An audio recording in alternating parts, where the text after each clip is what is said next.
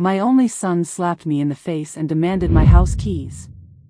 The house that Kevin now claimed as his wasn't much to look at from the outside. A simple ranch style with aluminum siding and a chain-link fence. But inside these walls lived every memory that mattered. The kitchen table where we did homework together. The bathroom where I taught him to shave. The basement where he built his first model airplane. Have you ever been betrayed by someone you'd die for? Someone you sacrificed everything to protect? Hi viewers, kindly tell us where you're watching from and what time it is. Warm welcome to the family, enjoy the story. I never thought my own son would strike me in the house I built with my bare hands. The sound echoed through our small Toledo living room like a gunshot, but the real pain wasn't the sting on my cheek, it was watching the boy I raised alone turn into a stranger who wanted me gone. Have you ever been betrayed by someone you'd die for? Someone you sacrificed everything to protect?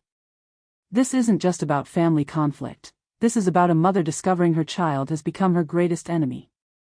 What would you do if the person you loved most tried to steal your life? Stay with me, because what happened next will change how you see family loyalty forever. My hands were still shaking 20 minutes after Kevin stormed out. I sat in my old recliner, the one where his father used to read him bedtime stories, staring at the front door like it might explode again. The taste of blood lingered in my mouth where I'd bitten my tongue. Give me those keys, Mom. This house is mine now. His voice kept replaying in my head. Not ours. Mine. Like I was already dead. The red handprint on my cheek was fading, but the memory burned hotter with every passing second. Kevin hadn't just slapped me. He'd slapped away 43 years of midnight feedings, scraped knees, and birthday cakes I baked with grocery store ingredients when money was tight. Let me take you back to how we got here. After his father died in that steel plant accident, I worked double shifts at Murphy's Diner just to keep this roof over our heads. Kevin was only 12 then, all knees and elbows, crying into my shoulder every night for 3 months straight. I held him through every nightmare, every failed math test, every broken heart. But somewhere along the way, I lost him. Those summer trips to Chicago started when he turned 16. My sister-in-law would pick him up in her brand new SUV, designer sunglasses perched on her head like a crown. The boy needs to see how real people live, she'd say, eyeing our worn furniture with that look wealthy people give garage sale items.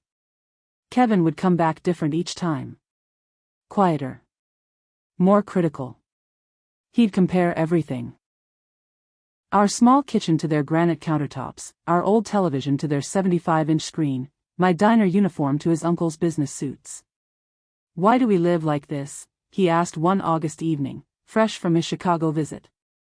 He was 17 then, tall enough to look down at me literally and figuratively. Like what, honey? Poor. The word hit like a physical blow. I wanted to remind him that poor was working 3 jobs after his father died. Poor was choosing between fixing the furnace and buying his school clothes. Poor was love with empty pockets but a full heart.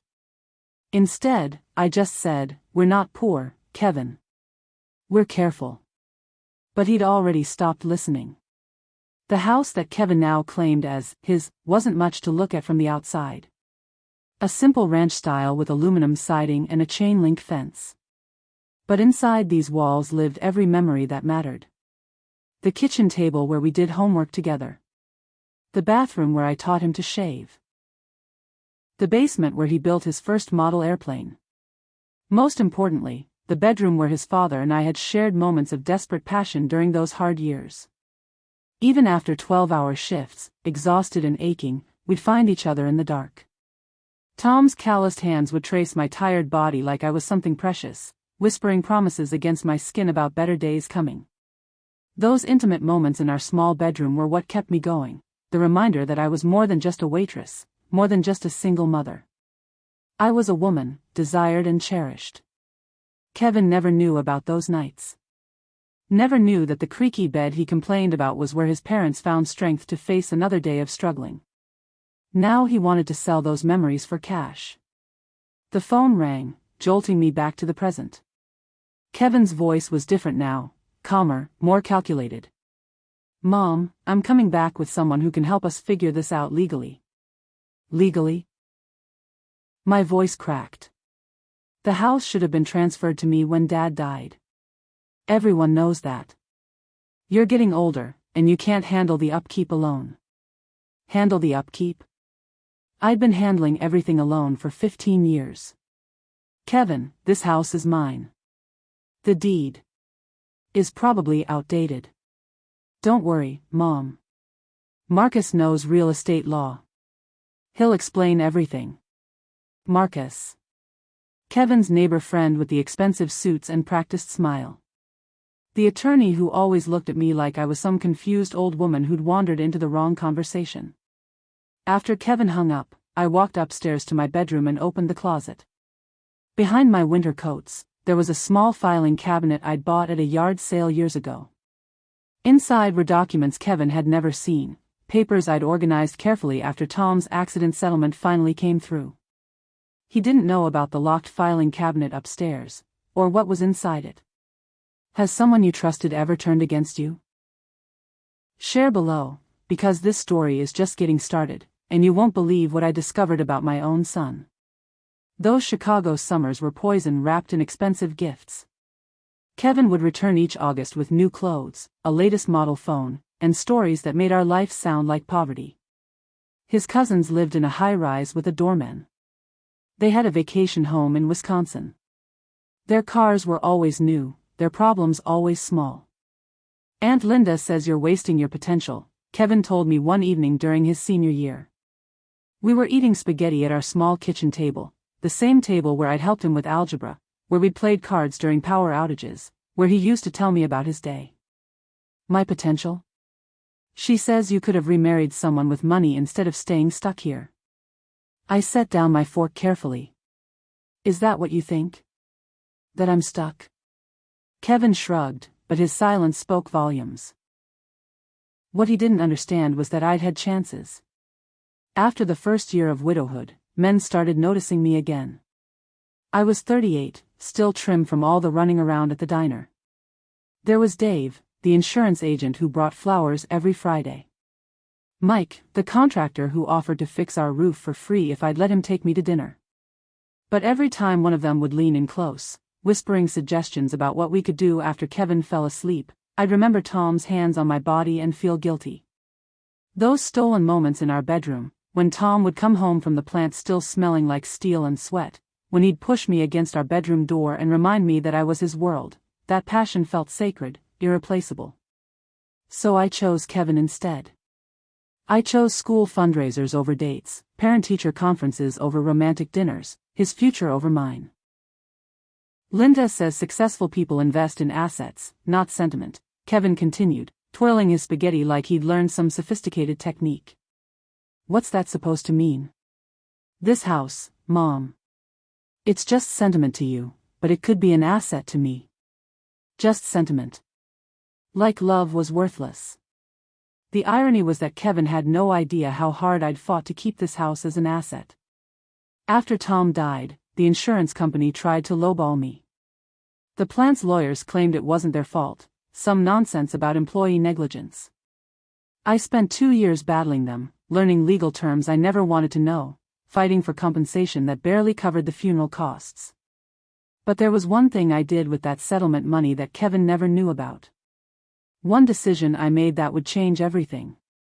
When the final check arrived, I didn't just pay off the remaining mortgage. I went to the county office and had the deed transferred into my name alone. Not joint ownership, not community property, mine. The house where I'd loved his father, raised his child, and sacrificed my own dreams was legally, completely, undeniably mine. I never told Kevin because I never thought I'd need to defend my ownership of my own home. During his senior year, those Chicago visits got longer. Christmas break stretched into January. Spring break became 3 weeks instead of 1. Kevin would come back with expensive tastes and cheap gratitude. The cousins think I should go to college in Chicago, he announced one February evening. They know someone who could get me into Northwestern. Northwestern costs $40,000 a year, Kevin. Linda says she'd help with tuition if I moved there permanently. Permanently. The word hung in our small kitchen like smoke. What about community college here? You could live at home, save money. Live here? Kevin looked around our kitchen like it was a prison cell. Mom, I'm 18. I need to start building my real life. His real life. As opposed to the fake one where his mother loved him enough to sacrifice everything. That night, after Kevin went to bed, I sat in my bedroom and let myself remember what it felt like to be desired. Tom used to trace patterns on my bare shoulders after we made love, telling me about the house he wanted to build us someday. Bigger kitchen, better neighborhood, maybe even a pool. When my ship comes in, he'd whisper against my neck, I'm going to give you everything you deserve. His ship never came in. But lying there in our small bedroom, his body warm against mine, I felt like I already had everything I needed. Now Kevin wanted to sell what Tom and I had built together, turn our love into liquid assets for his Chicago dreams. The phone rang, interrupting my memories. Mrs. Patterson? This is Marcus Kellner, Kevin's neighbor. I understand there's some confusion about your property ownership. Confusion. Like clarity was something only lawyers possessed. There's no confusion, Mr. Kellner. This is my house. Of course, but Kevin is concerned about your long-term security. As your son, he has certain legal interests that might need to be clarified. Those Chicago summers changed him in ways I never saw coming, and now they were sending lawyers to finish what they'd started. Like this video if you've ever felt unappreciated for your sacrifices, because you're about to see how far a mother will go to protect what's hers. Marcus Kellner had the kind of smile that belonged in toothpaste commercials, white, wide, and completely fake. He stood on my porch at 8 in the morning, briefcase in hand like he was about to foreclose on someone's dreams. Mrs. Patterson, may I come in? Kevin asked me to review your housing situation.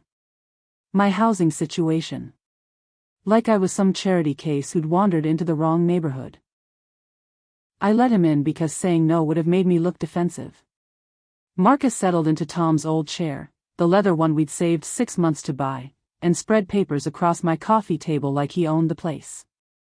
Now, I want you to know I'm here as a friend, he said, adjusting his expensive tie. Kevin is worried about you managing this property alone. I've been managing fine for 15 years. But maintenance costs are rising, property taxes increasing. At your age. I'm 53, Mr. Kellner. His eyes lingered on me longer than necessary, taking in my figure in a way that made my skin crawl. I was wearing just jeans and a fitted sweater, nothing fancy, but his gaze made me feel exposed. Forgive me, you look much younger. His smile shifted from professional to personal. A woman like you shouldn't have to worry about furnace repairs and roof maintenance. A woman like me. What did that mean exactly? Kevin mentioned you've been alone since your husband passed. That must be difficult. The way he said difficult carried implications that had nothing to do with property law. His eyes kept drifting to my body, assessing me like I was another asset to be appraised. I manage just fine, thank you. I'm sure you do. He leaned forward, close enough that I caught his cologne, expensive and overwhelming. But there are benefits to having a man handle these larger decisions. The condescension dripped off every word, but underneath it was something else. Interest. The kind of attention I hadn't dealt with in years, and definitely didn't want from him. Marcus pulled out a thick document. Now, about the deed transfer. When your husband died, standard procedure would be to establish Kevin as joint owner, preparing for eventual inheritance. The deed is in my name. Yes, but that could be problematic. If something happened to you tomorrow, Kevin would face significant tax complications. Wouldn't it be easier to transfer ownership now, while you're still able to make sound decisions? Still able. Like my mind was already going. My decisions are perfectly sound, Mr. Kellner. Of course. He moved closer, his knee almost touching mine on the couch. But legal decisions can be overwhelming for someone without experience. I'd be happy to help you navigate this process. His hand brushed against mine as he pointed to something on the paperwork, the touch lingering longer than necessary. Even through my anger, I felt an unwelcome flutter of awareness.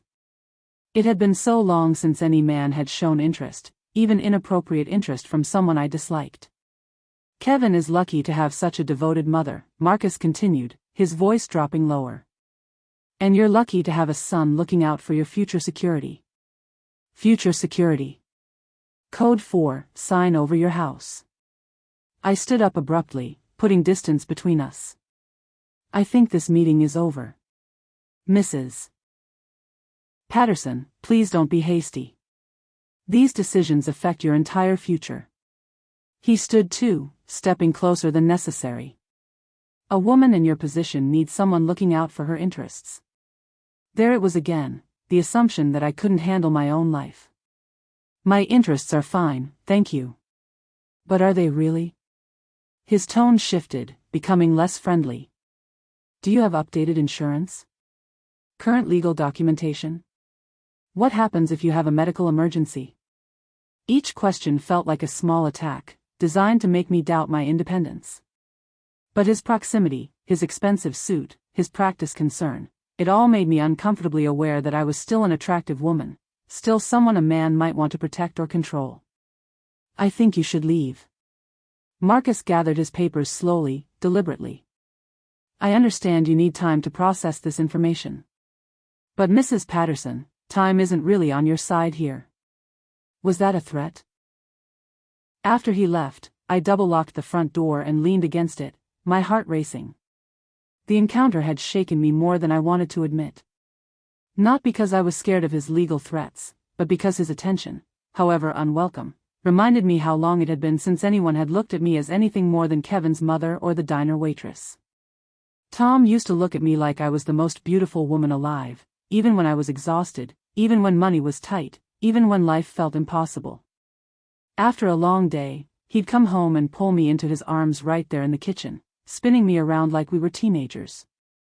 Still the prettiest girl in Toledo, he'd whisper, his hands sliding down to rest on my hips. Those moments made me feel powerful, desirable, alive. Marcus's calculating attention was the opposite, it made me feel like prey.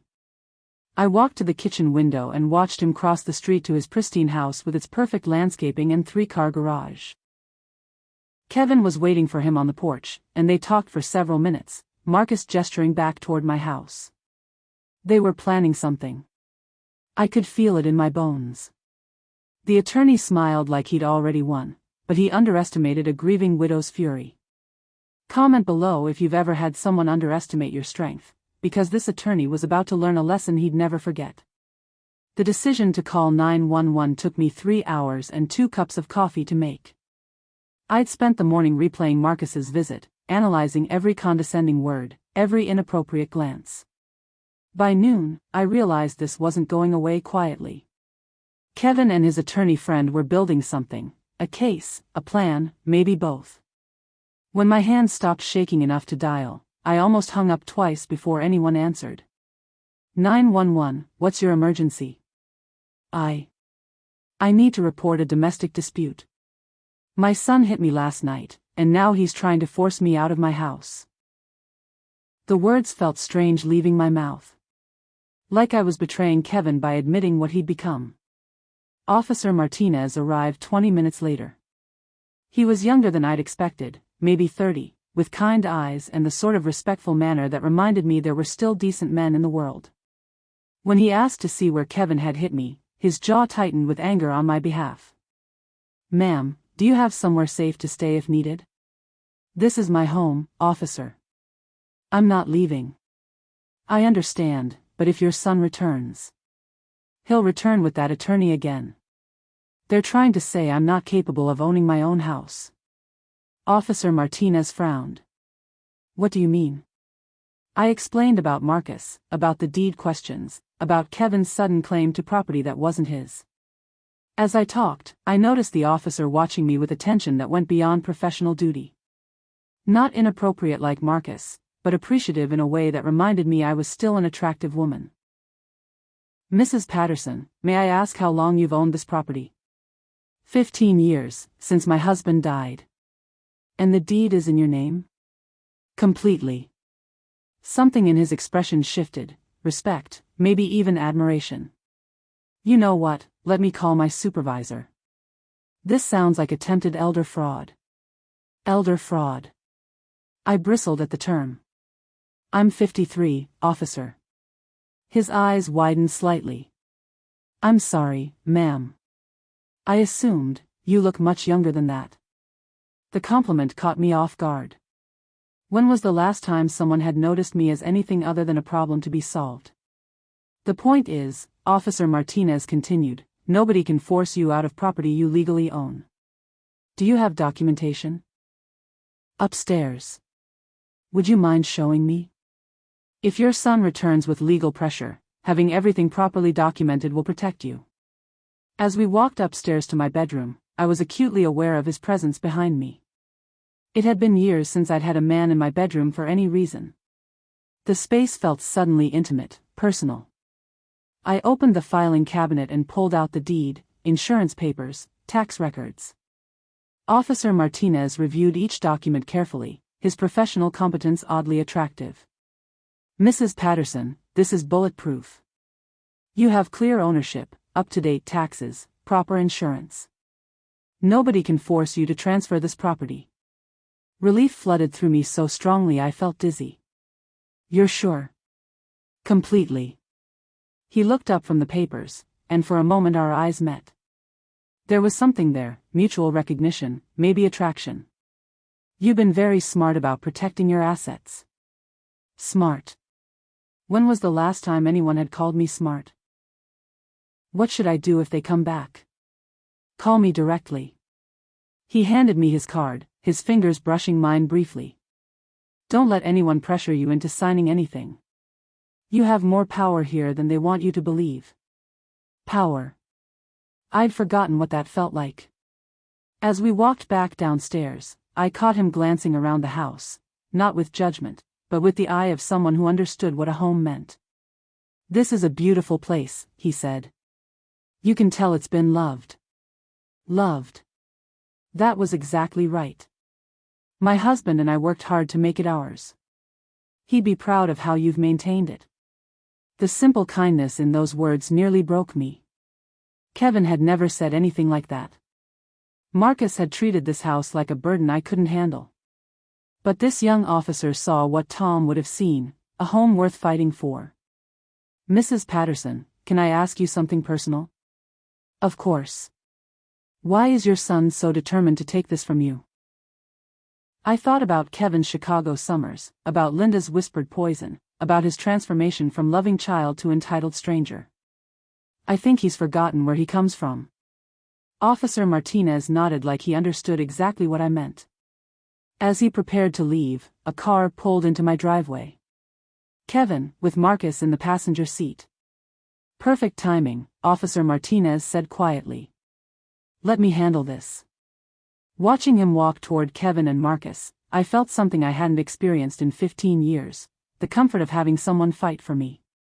When the officer asked to see the deed, my son's face went white, and I realized that maybe, just maybe, I wasn't as powerless as everyone thought.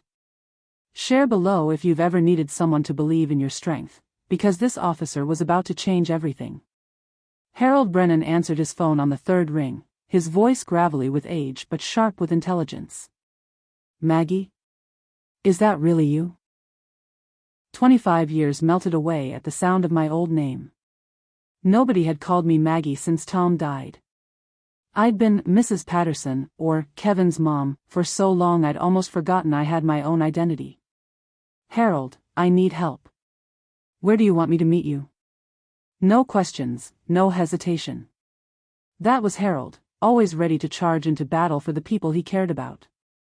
We'd worked together at the county clerk's office back when I was young and newly married. Harold was the senior clerk then, patient and kind, teaching me how to file deeds and process property transfers. He was married too, but I'd catch him watching me sometimes when he thought I wasn't looking. Nothing ever happened between us. We were both too decent for that. But the attraction was there, humming quietly beneath our professional friendship like electricity through phone lines. Harold met me at Murphy's Diner an hour later, sliding into the booth across from me like we'd had lunch together yesterday instead of 2 decades ago. His hair was silver now, his face lined with years, but those intelligent brown eyes hadn't changed at all. "You look beautiful, Maggie." His voice carried genuine warmth, not the calculating interest I'd felt from Marcus. "I was sorry to hear about Tom. That was 15 years ago, Harold. Doesn't make it less true." He reached across the table and covered my hand with his. The touch was gentle, familiar, electric. "Now tell me what's wrong." I explained everything: Kevin's transformation, the slap, Marcus's visit, the claims about my fitness to own property. Harold listened without interrupting, his thumb making small circles on the back of my hand. "Do you have the original deed transfer documents?" "Everything's at home." "Let me see them tonight.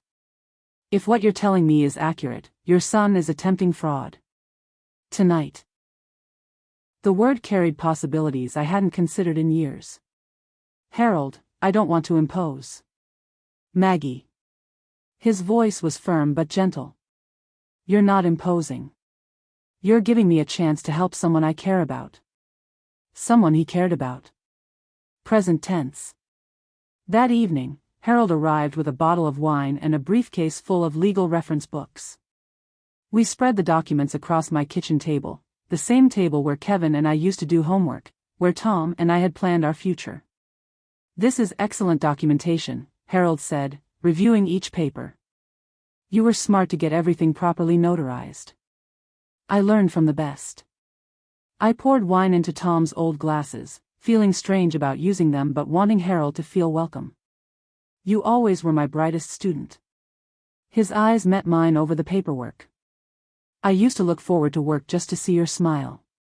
The admission hung between us like a bridge neither of us was sure we should cross. "Harold." "I know.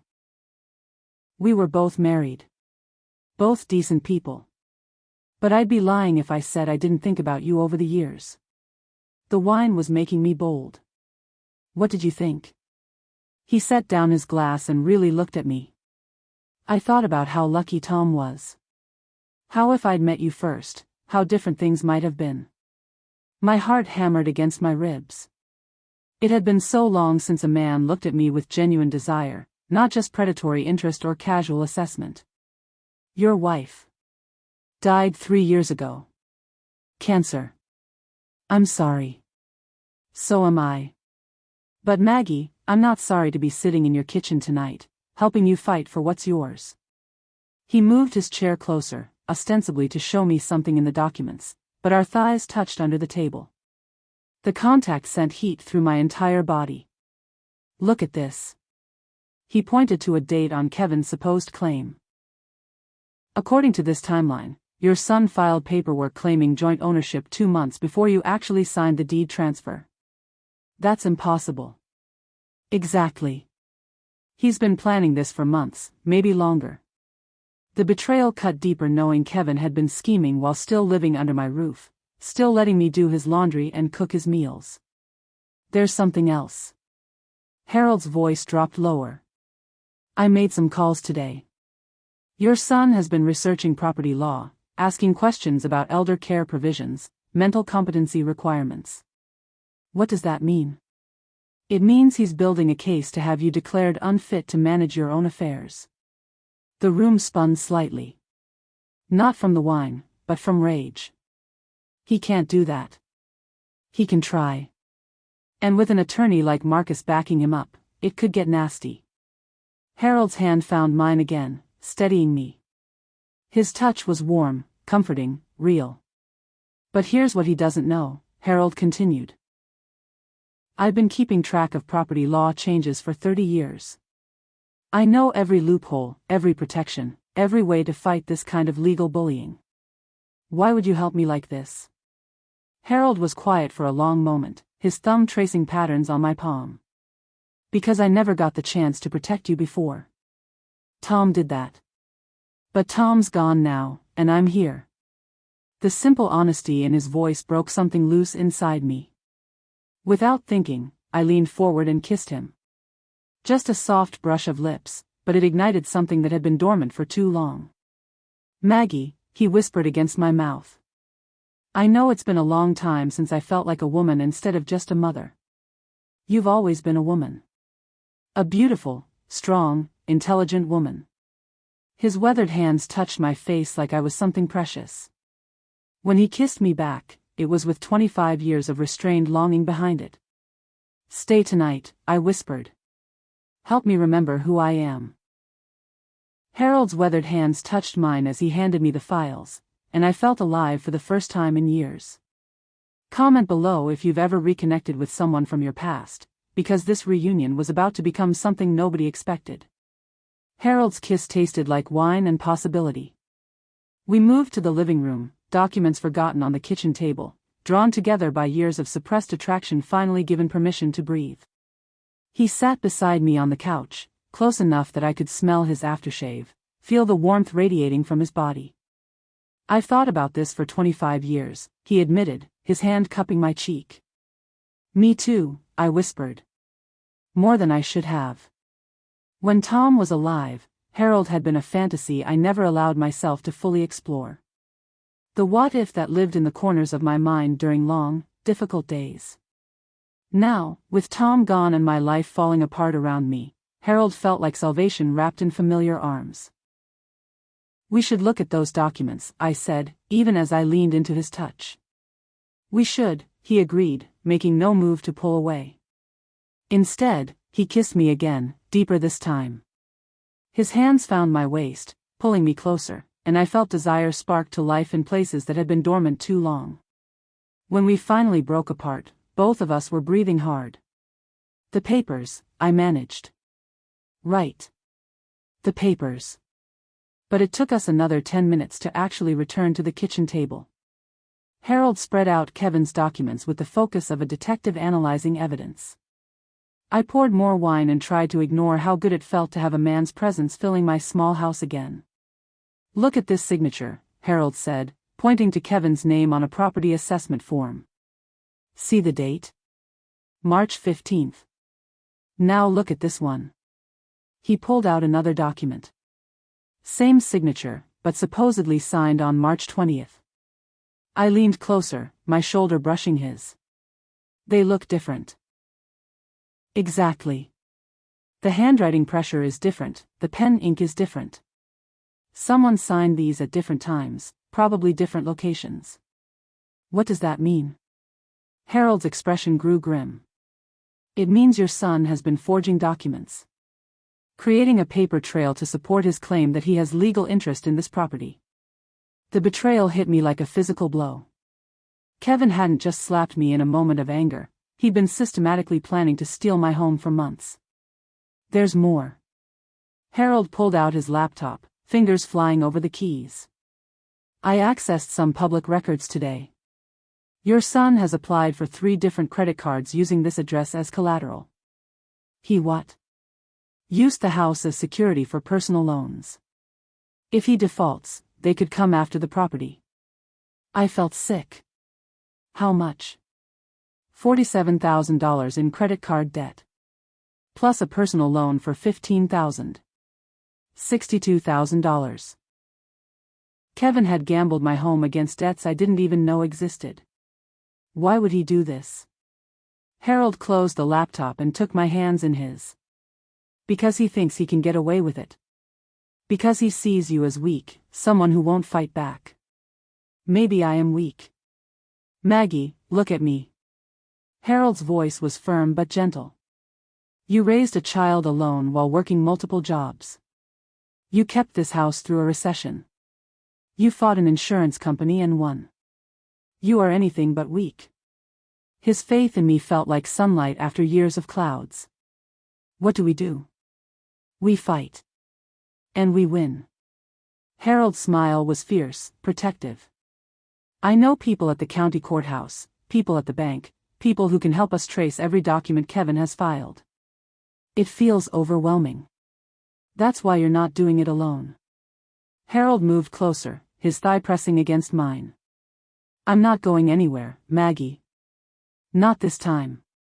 The promise in his voice made my chest tight with emotion. When was the last time someone had promised to stay, to fight beside me instead of expecting me to handle everything alone. Harold, I need to tell you something. What? I'm scared. Of Kevin? Of this. I gestured between us. Of feeling this way about someone other than Tom. Of risking my heart again. Harold was quiet for a moment, his fingers tracing patterns on the back of my hand. Tom was a good man, he said finally. He loved you, and you loved him. But Tom wouldn't want you to spend the rest of your life alone, fighting battles by yourself. How do you know what Tom would want? Because I knew him too. And because any man who truly loved you would want you to be happy. Harold leaned closer, his lips brushing against my ear as he whispered, besides, we're not betraying anyone's memory by choosing to live. His breath against my skin sent shivers through my entire body. It had been so long since anyone had made me feel desirable, wanted, alive. Stay tonight, I whispered. Are you sure? Instead of answering with words, I kissed him. This time, there was nothing hesitant about it. I poured 15 years of loneliness, fear, and suppressed desire into that kiss, and Harold responded with equal intensity. When we broke apart, his eyes were dark with want. The signature was definitely my son's, but it was dated 3 months before his father died, I said breathlessly. Impossible, since Tom died 15 years ago. Harold's laugh was low and throaty. We'll catch every lie he's told, Maggie. Every single one. Like this video if you've ever had to choose between family loyalty and protecting yourself, because what I discovered next made me question everything I thought I knew about my own son. I woke up in Harold's arms for the first time in 25 years, and for a moment, I forgot about Kevin, about Marcus, about everything except the feeling of being held by someone who wanted me there. Harold was already awake, watching me with tender eyes. Good morning, beautiful. Heat flooded my cheeks. I probably look terrible. You look perfect. He brushed hair away from my face. Like the girl I fell in love with at the county office. You were in love with me? Completely. Hopelessly. Tom knew, you know. My stomach dropped. He knew. He cornered me one day after work, told me he could see how I looked at you. I thought he was going to threaten me, but instead he said, take care of her if anything happens to me. Tears stung my eyes. Even in death, Tom was taking care of me. I failed him, Harold continued. I should have checked on you after the funeral, should have stayed in touch. I was too much of a coward, too afraid of my own feelings. You're here now. I'm here now, he agreed, kissing my forehead softly. The phone rang, shattering our peaceful morning. Kevin's name flashed on the screen. Don't answer it, Harold advised. But I did anyway. Hello? Mom, we need to talk. I'm coming over with Marcus and another associate. Kevin, I told you. This isn't a request. Be there in an hour. He hung up without waiting for my response. 3 of them this time, I told Harold. Good. I was hoping they'd escalate. Good. Why is that good? Harold's smile was predatory. Because the more pressure they apply, the more illegal their tactics become. And I'll be here to witness all of it. You don't have to. Maggie. Harold's voice was firm. I told you I'm not going anywhere. That includes facing down legal bullies who think they can intimidate the woman I love. The woman he loved. My heart hammered against my ribs. An hour later, Kevin arrived with Marcus and another man in an expensive suit. Harold answered the door before I could move. Gentlemen. I'm Harold Brennan, Mrs. Patterson's legal advisor. The surprise on their faces was worth everything. They'd expected to find me alone and vulnerable, not protected by someone who knew exactly what they were trying to do. This is a family matter, Kevin said, his voice tight with anger. Family matters that involve legal documentation are my specialty, Harold replied smoothly. Please, come in. The 3 men filed into my living room like they owned it. Marcus introduced his associate as Robert Chen, a specialist in elder law and estate planning. Elder law. I was 53 years old. Mrs. Patterson, Robert began in a condescending tone, we're concerned about your ability to manage this property's financial obligations. Her property taxes are current, insurance is up to date, and maintenance is excellent, Harold interrupted. What specific concerns do you have? Well, at her age. She's 53. Robert faltered. Yes, but living alone, without family support. She has family support. She has me. I watched Kevin's face redden with anger. This wasn't going according to his plan. Who exactly are you? Marcus demanded. Harold Brennan, retired county clerk, 35 years of experience in property law and documentation. Harold's voice was calm but authoritative. And you are? Mrs. Patterson's son has legitimate concerns about her future security. Her future security is excellent. Would you like to review the documentation? Harold spread our research across the coffee table, Kevin's forged signatures, the impossible dates, the credit applications using my house as collateral. Now, Harold continued, I have some concerns about Mr. Patterson's recent activities. Kevin went pale. I don't know what you're talking about. $47,000 in credit card debt secured against property you don't own. 3 forged signatures on county documents. 1 fake property assessment dated before your father's death. The room went dead silent. This is ridiculous, Marcus finally sputtered. Fraud usually is, Harold agreed pleasantly. Would you like me to call Officer Martinez, or would you prefer to leave voluntarily? Kevin stood abruptly. This isn't over, Mom.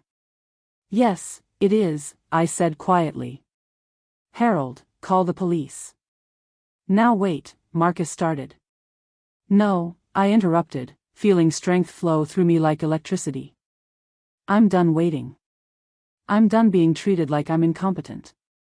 I'm done letting you threaten me in my own home. Harold moved to stand beside me, his presence solid and reassuring. Mrs. Patterson has asked you to leave. I suggest you comply before this becomes a criminal matter.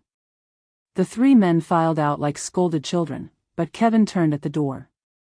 You'll regret this, Mom. All of it. After they left, I collapsed onto the couch, adrenaline making my hands shake. You were amazing, Harold said, pulling me into his arms. I felt amazing. Powerful. That's because you are powerful. You just forgot for a while. Harold's hands ran through my hair, down my back, reminding me that I was more than just a mother protecting her territory. I was a woman, desired and strong. What happens now? Now we go on the offensive. Harold's voice was determined. Your son just made this a legal battle. Time to show him what a real fight looks like. My son wasn't just after the house, he was after my entire life savings, and now he declared war on the wrong woman. Drop a comment if you've ever had to choose between being nice and protecting yourself, because this battle was about to get very personal. Harold made coffee while I tried to process what had just happened. Kevin, Marcus, and their associate had walked into my house expecting to intimidate a confused elderly woman and instead found organized resistance they hadn't prepared for. Drink this, Harold said, handing me a mug. You're still shaking. I can't believe I stood up to them like that. I can. Harold sat beside me, close enough that our knees touched. You've had that strength all along, Maggie. You just needed someone to believe in you. The way he looked at me, with admiration, desire, and something deeper, made my breath catch. Harold, about last night. Do you regret it? No. But it's complicated. Why? I gestured around the living room, at the family photos that still included Tom, at the life I'd built as a widow and single mother. Because I don't know how to be anything other than Tom's wife or Kevin's mother. Harold set down his coffee and took my hands. Then let me show you. Before I could respond, he kissed me. Not the gentle, tentative kiss of last night, but something deeper, more urgent. His hands found my waist, pulling me closer, and I melted into him with relief I didn't know I'd been holding back. "You're not just Tom's widow," he whispered against my lips. "You're not just Kevin's mother. You're Maggie, brilliant, beautiful, strong Maggie." His words broke something loose inside me. For 15 years, I defined myself by my relationships to other people, never as a woman with my own desires and needs. Harold's mouth moved to my neck, finding sensitive spots that made me gasp. It had been so long since anyone had touched me like this, like I was something precious and desired. "Harold," I breathed. "Tell me to stop and I will." Instead of words, I pulled his face back to mine and kissed him with 15 years of suppressed longing. His response was immediate and intense, hands tangling in my hair, body pressing against mine with unmistakable want. We moved to my bedroom without discussion, drawn by need that had been building for decades. Harold's touch was reverent, patient, nothing like the rushed desperation I'd expected after so many years apart. "I dreamed about this," he confessed, his hands mapping my body like he was memorizing every curve. "All those years, working in the same office, I dreamed about touching you like this." "I dreamed about it too," I admitted, surprising myself with my honesty. Harold's lovemaking was everything Tom's had been, but different. Older, wiser, flavored with the knowledge of loss and the precious nature of second chances. When he whispered my name against my skin, it sounded like a prayer. Afterwards, lying in his arms in the bed I'd shared with Tom, I expected guilt. Instead, I felt whole for the first time in years. "No regrets?" Harold asked, his fingers tracing patterns on my bare shoulder. "None." I turned to face him. "Is that terrible?" "That's healthy. That's living." Harold's phone buzzed on the nightstand. He glanced at it and frowned. "What?" "Text message from someone at the county office. Apparently your son was there this morning, filing more paperwork." The afterglow vanished instantly. "What kind of paperwork?" Harold dressed quickly, making phone calls while I pulled on clothes. By the time we were both decent, his face was grim. "Kevin filed a petition for guardianship." "What does that mean?" "He's asking the court to declare you mentally incompetent and appoint him as your legal guardian." The world tilted sideways. "He can't do that." "He can try. And with Marcus backing him up, he might have a chance." Fear clawed at my throat. "What happens if he wins?" "He gets control of all your assets. Your house, your bank accounts, your medical decisions. Everything." I sank onto the bed, overwhelmed. "How do we fight this?" Harold sat beside me, taking my hands. "We prove you're completely competent. We document his fraud. We show the court exactly what this is, an attempt to steal from his own mother. What if it's not enough? Then we'll keep fighting." "But Maggie, look at me." I met his eyes, finding strength there I desperately needed. "You're not alone in this. Not anymore. Whatever happens, we face it together." The promise in his voice was everything I'd been missing for 15 years: partnership, protection, someone willing to stand and fight beside me. In Harold's arms, I remembered I was more than just a mother, I was a woman worth fighting for. Share below if you've ever had someone make you feel worthy of love again, because what Kevin tried next pushed me past every limit I thought I had. Harold spent the morning on his laptop while I paced my kitchen like a caged animal. Every few minutes, he'd curse under his breath and make another note. "What are you finding?" "Your son has been busy." Harold's voice was tight with anger. "Very busy." He turned the laptop toward me, showing a screen full of insurance documents I'd never seen before. "These are life insurance policies. 3 of them. All listing Kevin as the beneficiary." "I don't have 3 life insurance policies." "According to this, you do. Total value, $240,000. The number hit me like a physical blow. "That's impossible. I have one small policy through the diner, maybe $15,000. Look at the signatures." Harold pointed to my supposed signature on each document. They looked like my handwriting, but something felt wrong about them. I didn't sign these. I know. But they're good forgeries. Very good. My legs gave out, and I collapsed into a kitchen chair. Kevin's been taking out life insurance on me? It gets worse.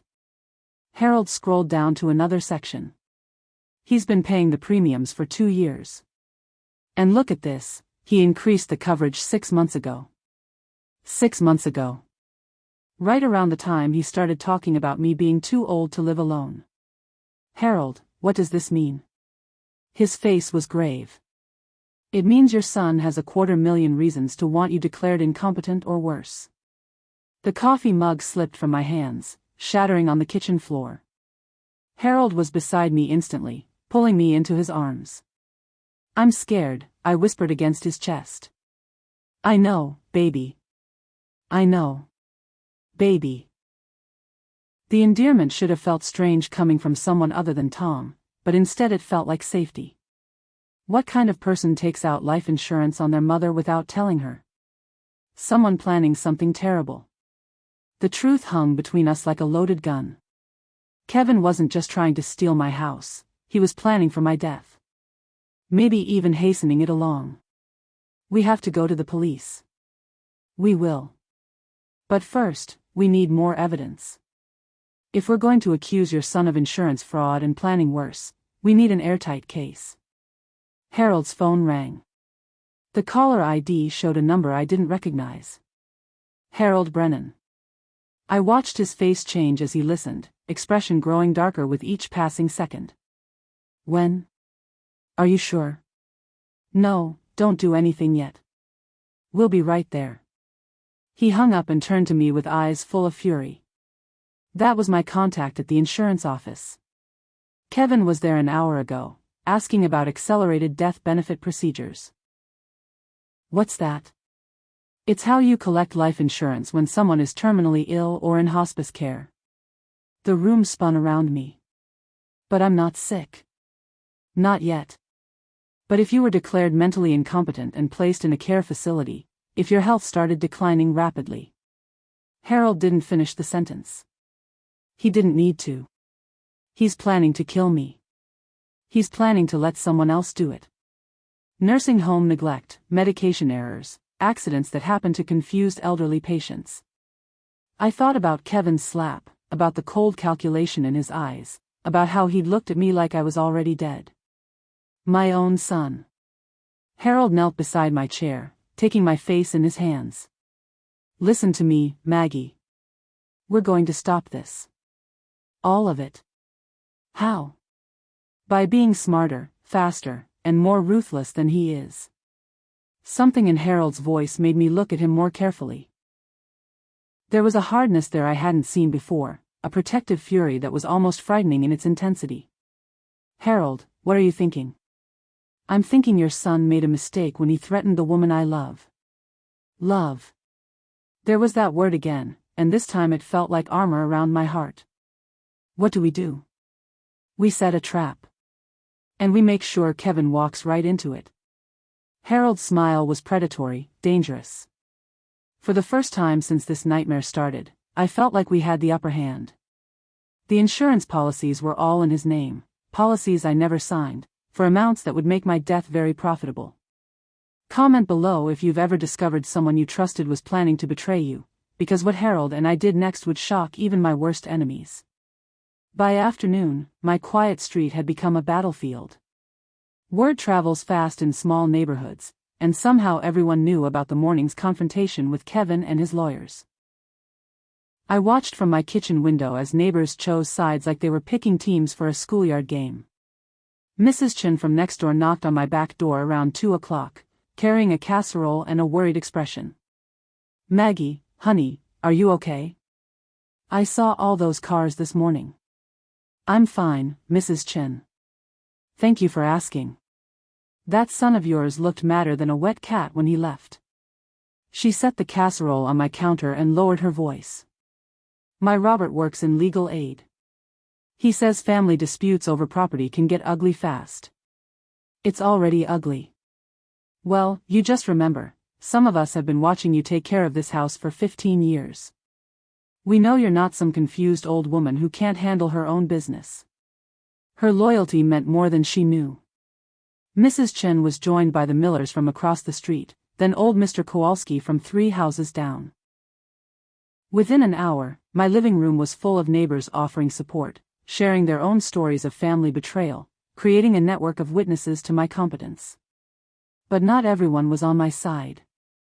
Around 4 o'clock, Marcus's wife Linda appeared at my front door with a fake smile and designer handbag. "Maggie, darling, I hope you don't mind me stopping by." Linda Kellner was everything I wasn't: blonde, polished, married to money instead of love. She swept into my living room like she owned it, her perfume overwhelming in the small space. "I wanted to talk to you about Kevin's concerns." "Kevin's concerns?" "About your situation. Living alone at your age, managing all these responsibilities." Linda was maybe 2 years younger than me, but she said, "Your age," like I was ancient. "I manage fine." "Of course you do, sweetie. But Kevin loves you so much, and he's worried about what might happen if you had a fall, or forgot to pay a bill, or made decisions about my own property." Linda's smile faltered slightly. "Well, these big financial decisions can be overwhelming for someone who's been out of the workforce. I work at Murphy's Diner." "Oh." Linda's tone suggested waitressing didn't count as real work. "But estate planning, legal documents, that sort of thing requires someone with business experience." "Someone like your husband?" "Marcus has been very concerned about you, actually. He mentioned you seemed confused during your meeting." "Confused." The word they all used when they meant female and therefore incompetent. "Mrs. Kellner, I appreciate your concern, but I'm perfectly capable of managing my own affairs." "Are you, though?" Linda's voice turned sharper. "Because Kevin mentioned some concerning behaviors. Forgetfulness, paranoia, inappropriate relationships." "Inappropriate relationships?" Harold chose that moment to come downstairs from my bedroom, where he'd been making phone calls. He appeared in the doorway wearing yesterday's shirt, his hair mussed from sleep, looking like exactly what he was, a man who'd spent the night in my bed. Linda's eyes widened with satisfied recognition. "Oh my," she said with fake surprise. "I didn't realize you had company." The way she said company dripped with judgment and barely concealed excitement. This was gossip gold, and we both knew it. Harold stepped into the room with calm dignity. "Mrs. Kellner, isn't it?" "I'm Harold Brennan." "Yes, I've heard about you." Linda's smile was poisonous sweet. "Kevin mentioned his mother had taken up with some man." "How nice for you both." The condescension in her voice made my hands clench into fists, but Harold remained perfectly composed. "Actually, Mrs. Patterson and I are old friends.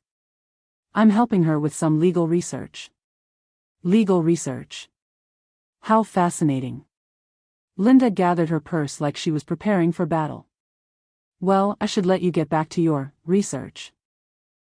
After she left, Harold and I looked at each other with matching expressions of dread. "She's going straight to Kevin with this," I said. "Absolutely. And to everyone else who'll listen. They'll say I'm having some kind of breakdown, sleeping with strange men, making poor decisions." Harold pulled me into his arms, stopping my spiral of panic. "Let them talk. Anyone who knows you will see through the gossip. But the court. The court will see documentation, not rumors. Facts, not neighborhood whispers. Harold, maybe we should." "No." His voice was firm. "We're not hiding what we are, Maggie. We're not acting ashamed of caring about each other. But if it hurts my case, then we'll deal with it. But I won't pretend I don't love you to make Kevin's job easier." "Love." He'd said it again, in broad daylight, with conviction. Before I could respond, my phone rang. The caller ID made my blood freeze. "Kevin." "Answer it," Harold advised. "Let's hear what he has to say." "Hello? Mom." Kevin's voice was cold, controlled. I hear you've been making some interesting choices. What do you want, Kevin? To give you one last chance to do this the easy way. Sign the house over to me, and I'll drop the competency hearing. And if I don't? Then everyone's going to know exactly what kind of woman you really are. The threat was clear. He'd use my relationship with Harold to paint me as unstable, promiscuous, unfit. Kevin. 24 hours, Mom. Think about whether your reputation is worth more than a house. He hung up, leaving me staring at the phone. What did he say? Harold asked.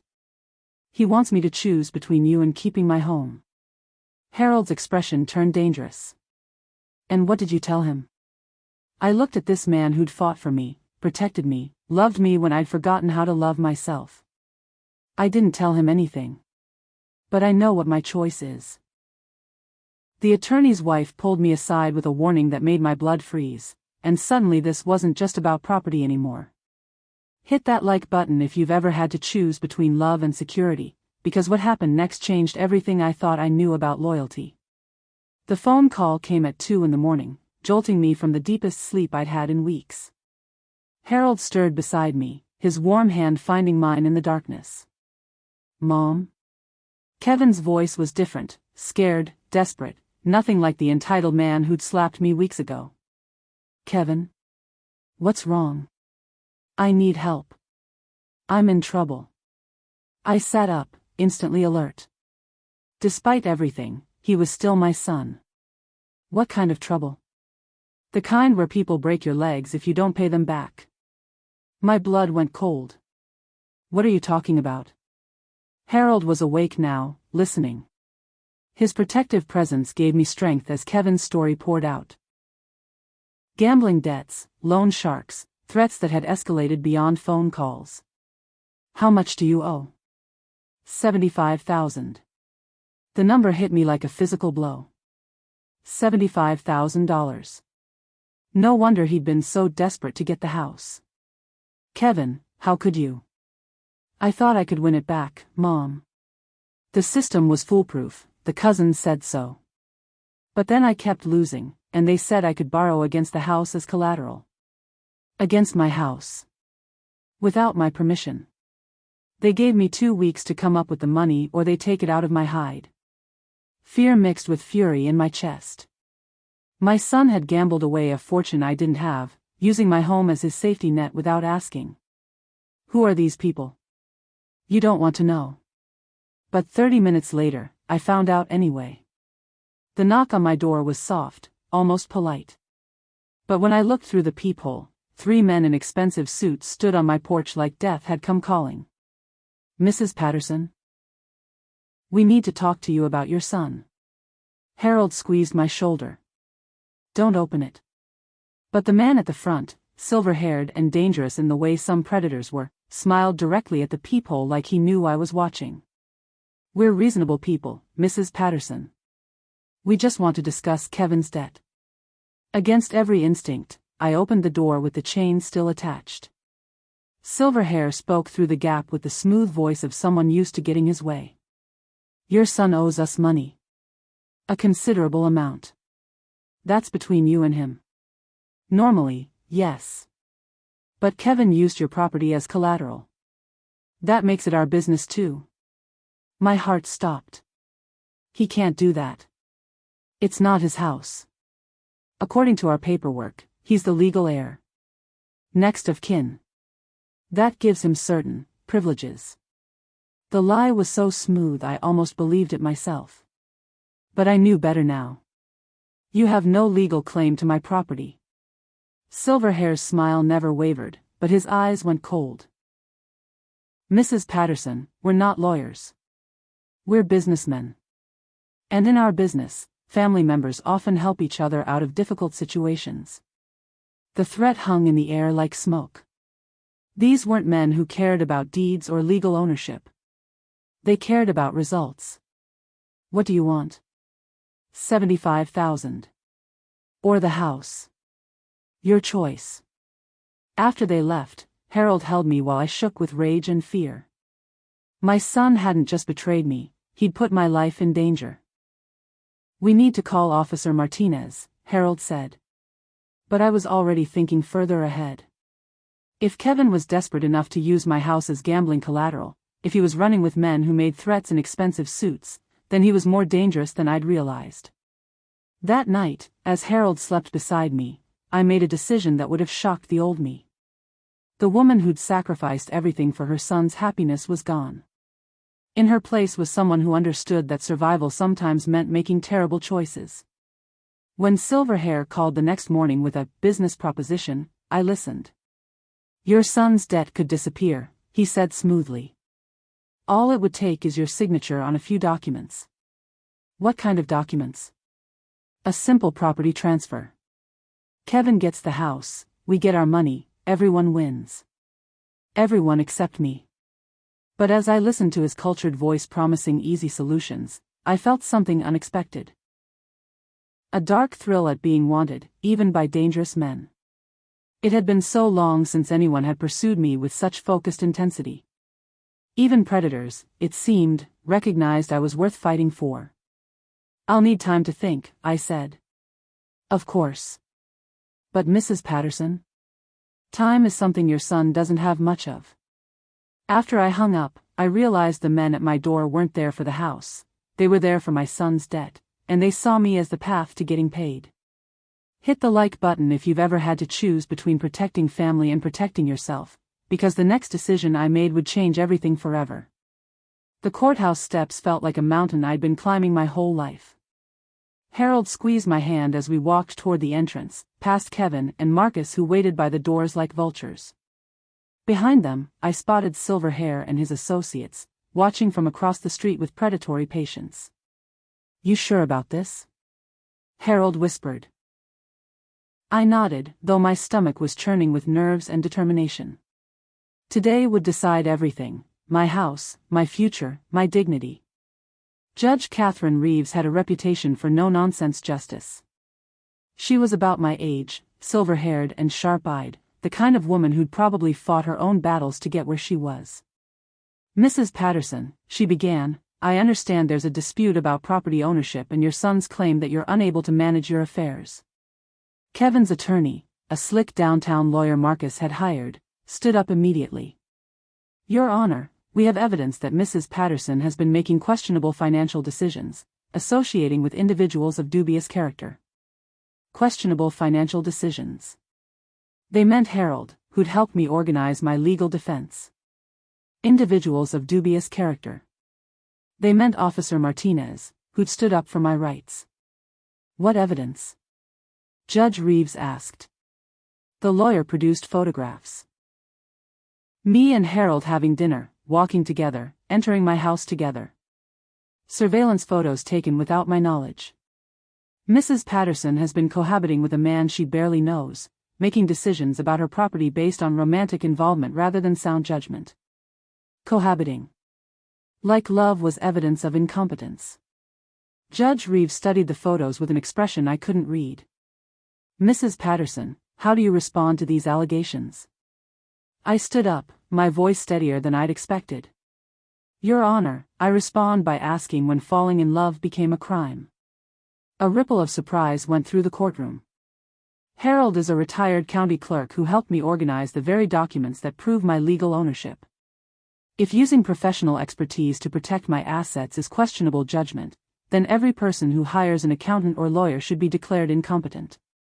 Judge Reeves nodded slightly. "Continue." "My son is claiming I'm unfit to own property because I won't sign it over to him. But the real reason he wants this house is to pay gambling debts to dangerous men who've threatened both of us." Kevin's lawyer objected, but I kept talking. "Kevin owes $75,000 to loan sharks who've been to my house making threats. He used my property as collateral without my knowledge or consent. If that's not evidence of poor judgment, I don't know what is." The courtroom was dead silent. Judge Reeves looked at Kevin. "Mr. Patterson, is this true?" Kevin's face had gone gray. Marcus whispered urgently in his ear, but Kevin just stared at his hands. "Mr. Patterson, I asked you a question." Yes, Your Honor." But I was trying to make money to take care of my mother. By gambling with her house as collateral? Silence. Judge Reeves turned to me. Mrs. Patterson, do you have documentation proving your sole ownership of the disputed property? Harold stood and handed her our carefully organized file. Deed, insurance records, tax payments, maintenance receipts, 15 years of proof that I'd been managing my property just fine. As she reviewed the documents, I caught Harold's eye. He'd risked everything to help me fight this battle. His reputation, his peaceful retirement, his heart. The least I could do was win. Furthermore, Your Honor, I continued, I have evidence that my son and his associates have been pressuring me to sign over property through intimidation and false claims. I produced the recordings Harold had helped me make, Marcus's condescending threats, Silverhair's smooth menace, Kevin's desperate demands. Judge Reeves listened to each one, her expression growing colder. Mrs. Patterson appears to be managing her affairs with considerable skill and foresight, she finally said. She's maintained her property, paid her taxes, and organized comprehensive legal documentation. The evidence suggests she's more than capable of making sound financial decisions. She looked directly at Kevin. What I see here is not an incompetent elderly woman, but a son who's endangered his mother's security to cover his own poor choices. The court finds no grounds for transferring property ownership or questioning Mrs. Patterson's mental capacity. Kevin's lawyer tried one last objection, but Judge Reeves cut him off. Furthermore, if I hear that Mrs. Patterson has been subjected to any further harassment about this matter, I'll consider it contempt of court. As we left the courthouse, Harold pulled me into his arms right there on the steps. His kiss was gentle but possessive, claiming me publicly after weeks of hiding our relationship. You did it, he whispered against my ear. But as we celebrated, I spotted Silverhair across the street, watching us with cold calculation. The legal battle was over, but I had a feeling the real war was just beginning. In the courtroom, I wasn't just fighting for my house, I was fighting for my soul, and I'd finally remembered what it felt like to win. Comment below if you've ever had to prove your worth in front of people who underestimated you, because victory tastes sweeter when you've earned it. 3 days after the court victory, Silverhair made his final move.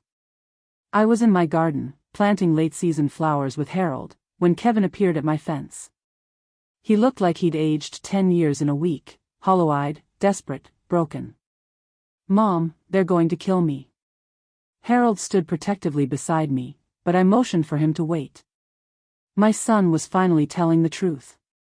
When? Tonight. They gave me one last chance to get the money, and I failed. Failed. The word hung between us like a death sentence. Kevin, why didn't you just ask me for help with your gambling problem? He laughed bitterly. With what money? You're a diner waitress living in a rundown house. Still, after everything, he saw my life as failure. This rundown house is worth $300,000, Kevin. I could have taken a loan against it to help you. But you tried to steal it instead. The number hit him like a physical blow. $300,000.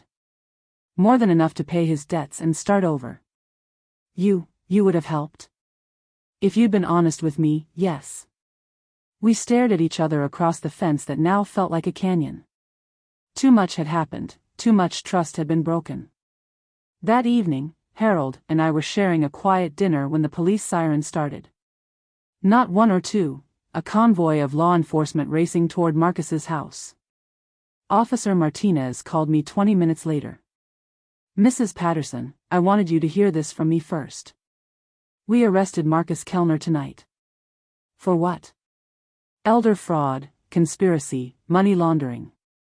Turns out he's been running a scheme targeting older homeowners for months. Your case gave us the evidence we needed to take him down. Elder fraud. The irony wasn't lost on me. What about Kevin? He's cooperating with our investigation. The loan sharks he was involved with are part of a larger criminal organization we've been tracking. Is he safe? A pause. He's in protective custody. The people he owed money to are going to be too busy dealing with federal charges to worry about collecting debts. After Martinez hung up, Harold found me standing at the kitchen window, looking at Kevin's empty apartment across the street. "You saved him," Harold said quietly. "Did I? Or did I just delay the inevitable?" Harold turned me around to face him, his weathered hands gentle on my shoulders. The man who'd helped me fight for my home, who'd risked his own reputation to stand by my side. You gave him a chance to learn from his mistakes. That's all any parent can do. That night, as we celebrated our victory with wine and candlelight in my small dining room, I felt Harold's hands trace familiar patterns across my skin. The bedroom where Tom and I had once found comfort now held new promise. "I love you," Harold whispered against my neck as we moved together in the darkness. Not just for tonight, but for all the nights to come. His touch was different from Tom's, gentler, more patient, but equally passionate. Where Tom had been desperate intensity, Harold was steady devotion. Both men had seen something in me worth fighting for. "I love you too," I whispered back, surprised by how easily the words came. The next morning brought unexpected visitors. Not threatening loan sharks or condescending lawyers, but Kevin's Chicago cousins, Linda and her husband Robert. They stood on my porch looking uncomfortable, their expensive clothes out of place in my working-class neighborhood. "We came to apologize," Linda said without preamble. "For what?" "For encouraging Kevin to see you as less than you are." "Less than I was." At least she was honest. "We thought we were helping him escape poverty," Robert added.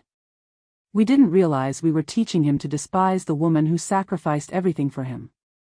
I let them into my living room, the same room where Kevin had slapped me, where Marcus had threatened me, where I'd finally learned to fight back. "Kevin told us what really happened," Linda continued. "About the gambling, the threats, the court case. We had no idea things had gotten so bad. Did you know he was trying to force me out of my own house?" Shame crossed her face. "We knew he wanted to sell it. We encouraged that." "Why?" "Because we couldn't understand why you'd want to stay trapped in a place with so many sad memories." Trapped. There was that word again. I walked to the mantel where photos of Tom and Kevin's childhood sat beside newer pictures of Harold and me. "These aren't sad memories," I said. "They're the foundation of everything good in my life." Linda looked around the room with different eyes, seeing the love that had built this home instead of the money it could generate. "We're going to help Kevin get back on his feet," she said finally. "Pay for rehab, help him find work in Chicago. But only if he agrees to rebuild his relationship with you first." Rebuild. As if 15 years of damage could be fixed with good intentions. But as they left, I felt something I hadn't expected: hope. Maybe Kevin could learn to see me as more than an obstacle to his dreams. Maybe family meant something different than I'd thought. The judge's verdict was just the beginning of my new life, and finally, I was ready to live it. Share below if you've ever had to teach someone to see your worth, because the best victories are the ones that heal old wounds. 6 months after the trial, Kevin's letter arrived on a Tuesday morning that felt like any other. Harold and I had settled into comfortable routines: coffee on the porch, gardening together, quiet evenings planning the small improvements we wanted to make to the house. We'd become that couple neighbors smile at, the one that proves love doesn't end at 50. The letter was handwritten, Kevin's familiar scrawl across 3 pages of careful words. "Mom. I've been in rehab for 4 months now, and they make you write letters to the people you've hurt. I've started this one to you dozens of times, but I never know where to begin. Maybe I should start with 'I'm sorry, but that feels too small for what I did to you.' Sorry doesn't cover slapping your mother in her own home. Sorry doesn't fix trying to steal the house where you raised me alone." I had to stop reading and pour another cup of coffee, my hands shaking slightly. The therapist here says I need to understand why I became someone who could hurt the person who loved me most. It's taken me months to admit this, but I think I hated you for being happy with so little. When Dad died, you could have fallen apart. You could have given up, moved in with relatives, let someone else raise me. Instead, you worked 3 jobs to keep our house, made birthday cakes from scratch when we couldn't afford bakery ones, never missed a school play or parent conference. I hated that you made it look easy. I hated that you never complained. I hated that you proved love was more valuable than money, because that meant everything Linda and Robert taught me was wrong. Harold found me crying at the kitchen table, Kevin's letter spread before me like evidence of a crime I'd committed unknowingly. What does he say? Harold asked gently. That I made sacrifice look too easy. That he resented me for being content with what we had. Harold read over my shoulder as I continued. I know now that what looked easy to me cost you everything. You gave up dating, traveling, pursuing your own dreams. You made yourself smaller so I could grow bigger, and instead of being grateful, I was ashamed. The gambling started in college. Not because I needed money, but because I was angry that money was so hard for you to get. Every bet was like proving that I was smarter than the system that kept you working double shifts. But I wasn't smarter. I was just angrier. I don't know if you can ever forgive me for what I tried to do to you. I don't know if I deserve forgiveness. But I want you to know that being here, getting clean, learning to see clearly, it's made me remember who you really are. You're the woman who held my head when I had nightmares after Dad died. Who taught me to drive in empty parking lots on Sunday mornings. Who never made me feel like your sacrifices were my fault, even when they were. You're also the woman who fought 3 lawyers, a loan shark, and your own son to keep the home you built with Dad. Who found love again when you thought that part of your life was over. Who proved that being underestimated is just another word for having hidden strength. I looked up at Harold through my tears. He's been watching us. Keep reading, Harold said softly. I've been driving by the house sometimes since I got out of the hospital. I see you and Harold working in the garden together, laughing on the porch, looking like people who've earned their happiness. I'm glad you found him, Mom. I'm glad you didn't let what I did to you close your heart to love. I know I have no right to ask for anything from you. But if you're willing, I'd like to start over. Not as the son who tried to take your house, but as the man who wants to learn how to deserve the mother who raised him. I'm staying in Chicago for now, working construction and going to meetings. Linda and Robert are helping, but they're doing it differently now. Not trying to change me into someone else, but helping me become a better version of who I already am. If you're willing to see me, I'll understand if Harold needs to be there too. I know he's the one who helped you fight for what was yours. He's the one who saw your worth when I was too blind to. I love you, Mom. I always have, even when I was too angry to show it. Kevin. P.S. I found Dad's old toolbox in storage. I'd like to bring it back to the house where it belongs, if that's okay. I think he'd want Harold to use those tools to take care of you the way he never got to finish doing. I sat in my kitchen, reading my son's words over and over, feeling something shift in my chest. Not forgiveness exactly, that would take time. But recognition. The boy I'd raised was still in there, buried under years of resentment and bad choices. Harold pulled me into his arms, and I breathed in his familiar scent, coffee and aftershave and the soap we both use now. What do you think? He asked. I think my son's letter arrived 6 months later, and finally, I might have the courage to read what he really wanted to say. Would you forgive a child who tried to take everything from you? Share your thoughts below, because second chances are complicated gifts.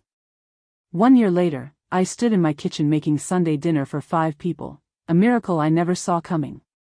Harold carved the roast at Tom's old spot at the head of the table. Kevin sat across from Officer Martinez, who'd become Alex to us, a friend who'd stopped by to check on us and stayed for dinner most weeks. Harold's daughter Sarah had driven up from Cincinnati, curious to meet the woman who'd made her father smile again. This house has good energy, Sarah said, looking around the dining room where Harold had helped me hang new curtains. You can tell it's been loved. Loved. The word that had defined everything. Kevin had been visiting monthly for 6 months now, bringing Dad's tools and using them to fix small things around the house. Not because I needed him to, but because working with his hands in the place where Tom had once worked seemed to heal something broken in both of us. Remember when you taught me to use Dad's level? Kevin asked Harold, adjusting a picture frame. I kept holding it wrong, getting frustrated. You got it right eventually, Harold smiled. Your father would be proud of the work you're doing now." It was true. Kevin had apprenticed with a master carpenter in Chicago, learning to build instead of tear down. His hands were calloused now, like Tom's had been, like Harold's were. "I've been thinking," Kevin said during dessert, "about what I owe you, Mom." "You don't owe me anything. I owe you 15 years of seeing you clearly." He pulled out a small wrapped box. "This isn't payment. It's recognition." Inside was a necklace, not expensive, but carefully chosen. A small house pendant in silver, with a tiny heart in the window. "The woman at the jewelry store said it represented the heart of the home," Kevin explained. "I told her that was you." I felt Harold's hand squeeze mine under the table as I fastened the necklace. My son was learning to speak the language of love instead of debt. After dinner, as we cleaned up together, Alex mentioned he was dating someone, a teacher from his daughter's school who made him nervous in the best way. "Bring her next Sunday," I said. "This house needs more love, not less." Sarah hugged me goodbye with the warmth of someone who understood that family was about choice, not just blood. "Take care of my dad," she whispered. "He lights up when he talks about you." That night, Harold and I sat on the porch swing he'd installed last spring, watching the sunset paint our small neighborhood golden. "Do you ever miss him?" Harold asked quietly. "Tom?" I considered the question seriously. "I miss who we were together. But I don't miss the life we had, too much struggle, too much worry about money. What we have now is easier." "Easier?" "We're both past the age of trying to prove ourselves. We know what matters." Harold pulled me closer, and I felt his heartbeat steady against my side. At 54, I'd learned that passion didn't end with youth, it just deepened with understanding. "What matters?" he asked. "This. Sunday dinners and shared gardens and someone who sees your worth without having to be convinced." Later that night, in the bedroom where I'd once shared desperate love with Tom, I made slow, tender love with Harold. Different men, different seasons of my life, but both relationships built on the foundation of genuine partnership. "I love this house," Harold whispered as we lay together afterward. "But not because of the building." "Why then?" "Because it's where you learned to fight for yourself. Where you discovered you were stronger than you knew." Through our bedroom window, I could see Kevin's apartment building, where he lived quietly now, working construction and attending meetings and slowly becoming someone I could respect again. Tomorrow he would come over to help Harold install new shelving in the basement. They'd work together with Tom's old tools, building something useful while rebuilding trust. The door to my future had opened again, not to let the past out, but to let new love in. I was no longer just a spectator in my life, I was the one who chose the story. The house that Kevin had tried to take from me had become the foundation for a bigger family than I'd ever imagined. Harold's quiet strength, Kevin's hard-earned humility, Alex's loyal friendship, Sarah's generous acceptance, all of it built on the decision to fight for what I knew I deserved. At 54, I'd learned that the most powerful love doesn't rescue you from your life, it recognizes the strength that was there all along. Thanks for following this journey of betrayal and redemption. Hit that like button and subscribe for more stories that remind us it's never too late to fight for what's ours. Tell me in the comments what aspect of this story resonated most with you. Have you ever had to prove your worth to people who should have seen it all along? Share your thoughts below, your story might help someone else find their strength. And remember, the most beautiful houses aren't built with money. They're built with love, defended with courage, and filled with people who choose to see your value. Sometimes the family that matters most is the one you create, not the one you were born into.